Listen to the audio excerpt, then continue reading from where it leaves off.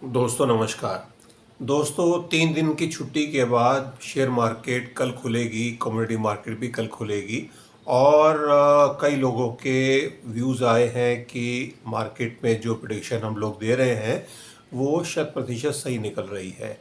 तो पिछले हफ्ते हमने जो प्रेडिक्शन दी थी इसको आप मैच भी कर सकते हैं हमारे पिछले लास्ट वीक के व्लॉग से कि हमने मार्केट में बोला था कि आपको बाई करना है और वो मार्केट उसी हिसाब से मूव की और उससे पिछले हफ्तों की प्रिडिक्शन भी आप समझ सकते हैं, देख सकते हैं, रेफरेंस चेक कर सकते हैं। अब अगला हफ्ता जो है ये पूरा हफ्ता है 21 तारीख से 25 तारीख तक। इस हफ्ते में ग्रह नक्षत्र क्या बोल रहे हैं और मार्केट किस तरह से बिहेव करेगी उसके बारे में हम आपके सामने ये एपिसोड लेकर आए हैं। तो बने रहे हमारे साथ, जानिए नेक्स्ट वीक में मार्केट में किस तरह का मूवमेंट होने वाला है।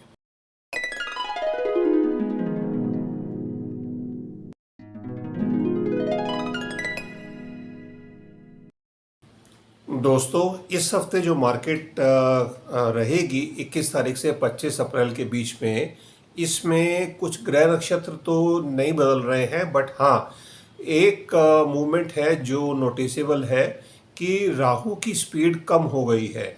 क्योंकि जब शनिदेव ने गोचर किया था 29 मार्च को रात को 11 बजे, तो शनिदेव 00 डिग्री के ऊपर थे और राहु की डिग्री उस टाइम 2.38 डिग्री थी। तो अब जो 21 तारीख की मूवमेंट है, 21 तारीख तक शनिदेव तो 3 डिग्री के करीब पहुंच रहे हैं और राहु देव की जो मूवमेंट है वो 1.17 डिग्री तक है। तो कहने का मतलब ये है कि राहु की स्पीड स्लो हो गई है और सैटर्न ने अपनी ग्रिप बढ़ा दी है और वो डे बाय डे स्ट्रांग होते जा रहे हैं। शनिदेव का नक्षत्र परिवर्तन भी होना है, वो तो अगले हफ्ते में है, 28 अप्रैल को है, उसके बारे में अगले हफ्ते में बात करेंगे। बट अभी के लिए जो मूवमेंट है राहु, क्योंकि अब जल्दी ही मूव करने वाले हैं, वो कुंभ राशि में जाने वाले हैं। तो जब राहु 1 डिग्री के आसपास हो जाते हैं या उसके लगभग पहुंच जाते हैं तो उनकी स्पीड कम हो जाती है और वो कोई बड़ा धमाका करते हुए ही जाते हैं। तो इस चीज़ का हमें ध्यान रखना पड़ेगा और मार्केट में जो मूवमेंट है उसमें मिक्स्ड रिजल्ट्स आएंगे इस वीक में, कमिंग वीक में। तो जब मार्केट खुलेगी 21 तारीख को, मैंने आपको सबको बताया था लास्ट एपिसोड में भी कि आपको बाई पोजीशन लेके कैरी करना है। तो अगर आपने बाई पोजीशन कैरी की होगी, बट नेचुरल है मंडे को मार्केट में आपको सुबह ग्रीन में ही मार्केट मिलेगी, तो आप प्रॉफिट चाहे तो बुक कर सकते हैं और चाहे तो अपने ट्रेड को कंटिन्यू कर सकते हैं। और 21 तारीख को जो मार्केट रहेगी उसमें आपने स्टॉप लॉस लगाकर ही मार्केट में ट्रेड करना है, क्योंकि मार्केट में 20% चांस गिरावट का भी है। 50-60 पॉइंट की गिरावट आएगी, डिप आएंगे, तो उसमें आपको अपना स्टॉप लॉस को ध्यान रखना है कि स्टॉप लॉस ट्रिगर नहीं हो। अगर ट्रिगर होता है तो आपको स्क्रीन के साथ मतलब टाइम देना पड़ेगा बाज़ार में, और अगर आप डे ट्रेडर हैं। और सेम मार्केट ट्यूसडे के लिए भी रहेगी, 50 से 60 पॉइंट का स्टॉप लॉस के साथ ही मार्केट में ट्रेड करें अगर करते हैं तो। और अगर आप कोई डिलीवरी ले रहे हैं तो उसमें फिर आपको कुछ सोचना नहीं है, वो आप डिलीवरी ले लें और उसमें कोई इशू है नहीं। अब अगर हम बुधवार की मार्केट की बात करते हैं, बुधवार में मार्केट में रिस्क नीचे का और खुल जाएगा। तो 60% अपसाइड है, 40% डाउनसाइड है और स्टॉप लॉस थोड़ा और डीप करना पड़ेगा आपको। 100 पॉइंट तक निफ्टी में स्टॉप लॉस लगाना पड़ेगा और स्क्रीन के ऊपर और ज़्यादा टाइम देना पड़ेगा। इसके बाद वेडनेसडे के बाद थर्सडे और फ्राइडे, थर्सडे की पहले बात कर लेते हैं। थर्सडे में जो मार्केट होगी उसमें 80% फिर मार्केट में रिकवरी आएगी, थोड़ी स्टेबिलिटी रहेगी। 80% अपसाइड ही रहेगी, 20% डाउनसाइड रहेगी। स्टॉप लॉस 100 पॉइंट का ही रखना है आपको और इसके साथ आपको ट्रेड करना है, स्क्रीन पर टाइम देना ही पड़ेगा।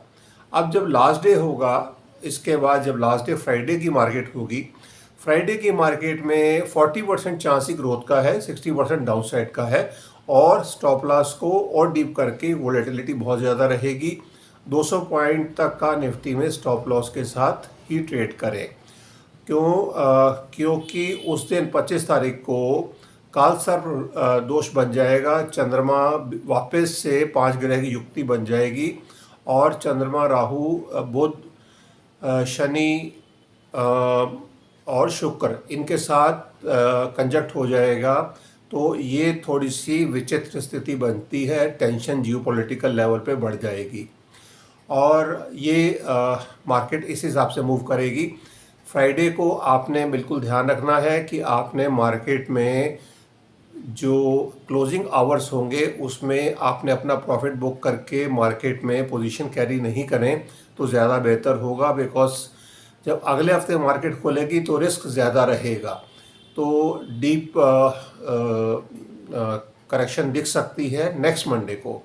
तो इस चीज़ का ध्यान रखें। 28 तारीख की बात मैं कर रहा हूँ। तो वो खैर उसको हम पोजीशन को अगर आप पूछना चाहते हैं तो आप 25 तारीख को 1 to 1 करके बात करके पूछ सकते हैं कि पोजीशन को स्क्योर अप किया जाए या कैरी किया जाए। तो ये रहेगा स्टॉक मार्केट में। अब अगला अगर हम गोल्ड की बात करते हैं तो गोल्ड में इस टाइम जो स्पॉट प्राइस है वो 95 के आसपास चल रहा है MCX में, और मार्केट में बहुत र्यूमर है दोनों तरफ की कि गोल्ड यहाँ से 1 लाख पार करेगा या नीचे जाएगा, 50,000 तक भी टच कर सकता है। तो खैर मेरा मशवरा ये है कि अब 50,000 तो जाने का सवाल अभी नहीं है, कहीं से भी कोई पोजीशन नहीं बनती है, बट हाँ प्रॉफिट बुकिंग ज़रूर आएगी गोल्ड के अंदर, और 1 लाख टच करने से पहले वो 90,000 ज़रूर टच करेगा। तो मेरा हिसाब, मेरे जो असेसमेंट है इस हफ्ते में जो ट्रेड रहेगा वो रेंज बाउंड रहेगा। ऊपर 3,000 तक का अपसाइड दिखती है, 98,000 तक का प्राइस दिखता है, और नीचे 5,000 की डाउन साइड दिखती है, 90,000 तक का प्राइस दिखता है। स्पॉट से हम बात कर रहे हैं, तो 90 से 98,000 के बीच में गोल्ड की मूवमेंट रहनी चाहिए इस हफ्ते में। चांदी में आप ज़रूर बाई कर सकते हैं। चांदी में डाउन साइड कम दिखती है, चांदी में अपसाइड ही दिखती है, तो चांदी में आप बाई करें, छोटे छोटे स्टॉप लॉस के साथ आप ट्रेड कर सकते हैं।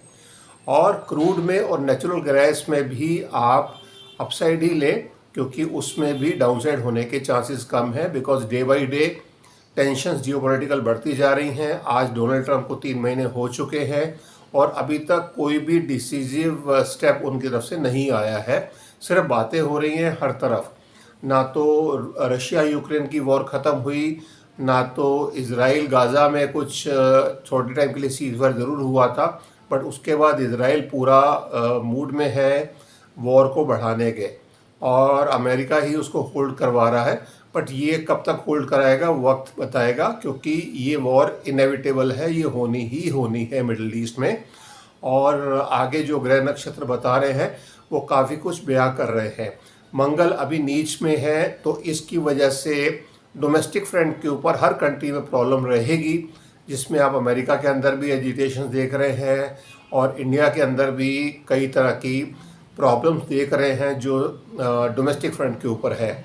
और ये प्रॉब्लम्स बढ़ती जाएंगी। जो एडमिनिस्ट्रेशन है, जो भी सुप्रीम पावर है हर कंट्री की, वो इस चीज़ को नहीं समझेंगे, बिकॉज इस साल का राजा सूर्य है और मंत्री भी सूर्य है, तो पूरा उसको दबाया जाएगा जो भी एजिटेशन होगा। और इस तरह की कुछ स्थिति बनती है जिसमें इसमें टेंशन्स डोमेस्टिक लेवल पे हर कंट्री में बढ़ती दिखती हैं। तो ये पोजीशन है, बट अभी कोई हाल फिलहाल में भयंकर वॉर या जिसको full scale war open up होने का चांसेस थोड़ा कम है।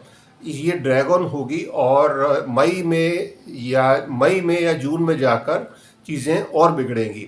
बट हाँ, वेदर फ्रंट के ऊपर जो हमने बताया भी था, अगर आपने हमारा मंथली एपिसोड देखा हो तो उसमें बताया था वेदर पैटर्न काफ़ी डिस्टर्ब रहेगा और सडन वेदर चेंजेस होंगे। कई जगह बारिश होगी, बादल फटेंगे, तूफान आएंगे, तो वो आप देख भी रहे हैं कई जगह हो रहा है। अभी कल की तारीख में ही जो वेदर पैटर्न चेंज हुआ है कश्मीर में, तो वो है, और इस तरह से और जगह भी है। तो ये पोजीशंस भी थोड़ा सा डिस्टर्ब करती हैं, बट इसका इकोनॉमी पे या मार्केट में बहुत ज़्यादा फ़र्क नहीं पड़ेगा, ये डोमेस्टिक लेवल की चीज़ें हैं। बट हाँ, जियोपॉलिटिकल लेवल के ऊपर अगर कोई चेंजेस आते हैं तो उसका इम्पैक्ट ज़रूर पड़ेगा, खासकर क्रूड में, गोल्ड में और नेचुरल गैस में। तो चांदी तो खैर ऊपर ही जाएगी, तो चांदी में आप बेफिक्र रहें, चांदी में आप ऊपर का ट्रेड ले सकते हैं। गोल्ड में ज़रूर एक प्रॉफिट बुकिंग आनी है, जिसको आप संभल कर ट्रेड करें। और इक्विटी मार्केट का तो मैंने डे वाइज ही आपको विद पॉइंट बता दिया है। अब हम इस व्लॉग को, आज के व्लॉग को एंड करते हैं। और डिस्क्लेमर अगेन है कि आपने जो भी ट्रेड करने हैं या कर रहे हैं वो आप अपनी समझ से, अपने फाइनेंशियल एडवाइज़र की सलाह से ही कर रहे हैं। मेरी सलाह को आप सिर्फ एक ओपिनियन फॉर्म कर सकते हैं, बिकॉज आपके प्रॉफिट या लॉस से मेरा या मेरे चैनल का कुछ भी लेना देना नहीं है। तो ये सिर्फ एजुकेशनल पर्पस के लिए है, जिसको आप एज ए ओपिनियन यूज़ करें। धन्यवाद। भारत माता की जय। जय हिंद।